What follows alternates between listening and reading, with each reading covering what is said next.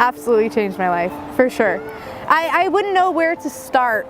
They gave me a starting point because when you're 12, 13, 14 years old, homeless, you have no supervision, no food, no clothes, you have nowhere to start.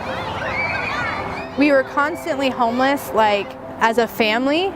So we always either lived with other people. There was a point where we like lived in a field in like one of those pop-up tents, and we just never really had that solid place to call home ever in like my whole life. Okay. Probably when I was about 12 years old. And my mom told me that if I wanted to like do drugs that I couldn't live at the house, so I was like, whatever. And I blew her off at the cop station downtown and just went and hung out with like all the downtown kids. And that's how I first became like homeless. That was my first experience on the streets. That was my first night on the streets. But yeah, it was super scary, super intimidating. There was a lot going on that I didn't understand, I suppose, and it was really hard. It was really hard.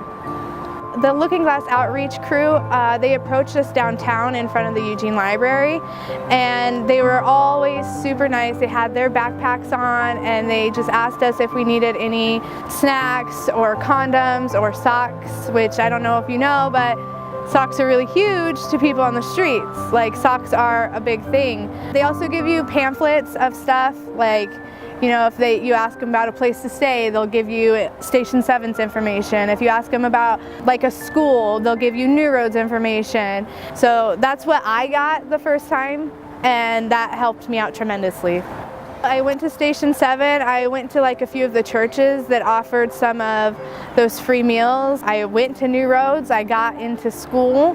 So that was super cool. And they have like online jobs there. The outreach program, it offered so much just from one interaction with one person one time. And it can make a world of difference.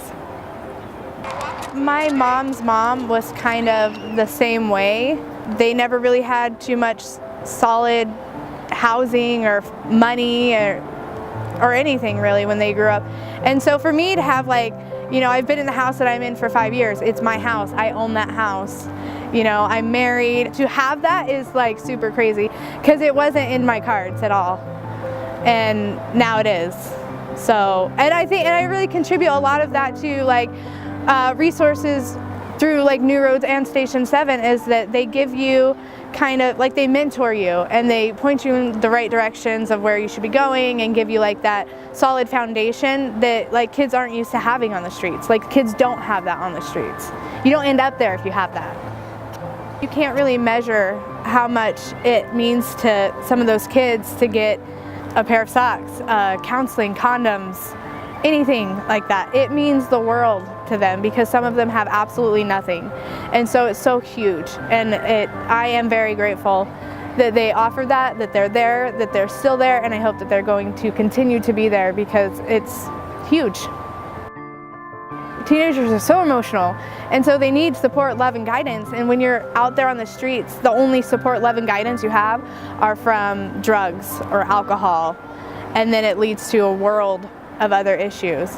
And having the outreach programs, it gives you support, it gives you an outlet, it gives you a direction, and that's super important, super important.